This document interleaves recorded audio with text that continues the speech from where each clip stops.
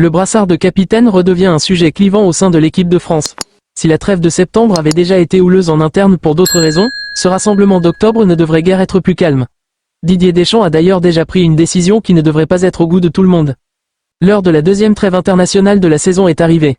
L'équipe de France, qui a chuté contre l'Italie, 1-3, puis sauvé l'honneur face à la Belgique, 2-0, va disputer 2 nouvelles rencontres dans le groupe 2 de la Ligue A de cette nouvelle édition de la Nation League. Les Bleus croiseront le fer avec Israël à Budapest puis la Belgique à Bruxelles. Mais cette période est aussi marquée par l'absence du capitaine Kylian Mbappé.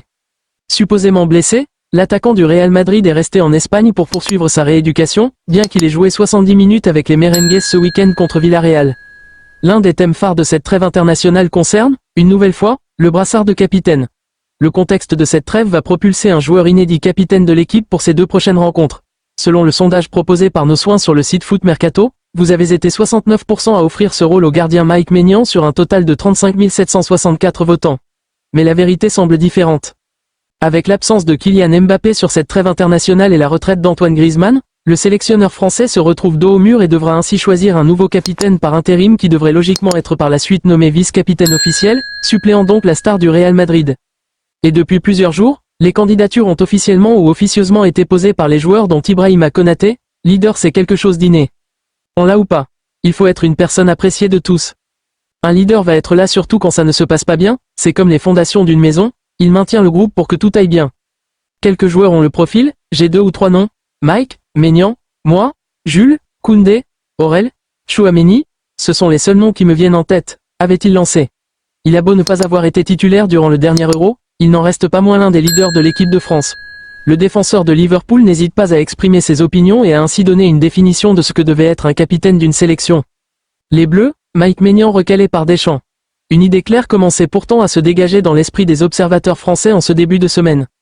Alors que beaucoup pensaient de manière assez logique que le capitanat allait revenir à Mike Maignan, Jules Koundé ou Aurélien Tchouaméni, Didier Deschamps veut éviter de faire traîner le sujet et ainsi paralyser une fois de plus ce rassemblement, alors que la trêve de septembre avait donné lieu à certaines frictions en interne. Le capitanat ?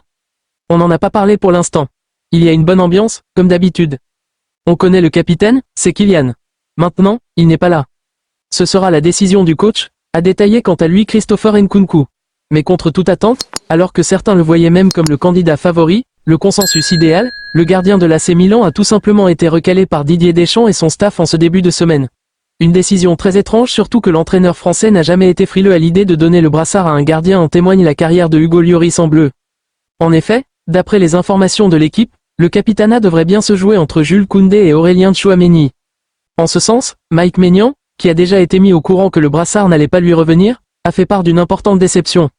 RMC Sport avait pourtant affirmé il y a quelques jours que Maignan avait l'aval du staff. Le joueur nommé ce jeudi contre Israël deviendra ainsi le 132e capitaine de l'histoire de l'équipe de France depuis 1904. Ce rôle va donc être offert au milieu madrilène ou au défenseur barcelonais. Un choix qui risque, malgré le chevaux évident des deux, de faire couler beaucoup d'encre dans les prochains jours, surtout que Mike Maignan a toujours assumé son rôle de leader vocal notamment en septembre quand il avait pris la parole dans le vestiaire, s'opposant à certains cadres de l'équipe dont Kylian Mbappé, ou encore en zone mixte dans les couloirs du Parc des Princes où il est venu répondre aux questions des journalistes après la déroute subie par l'Italie.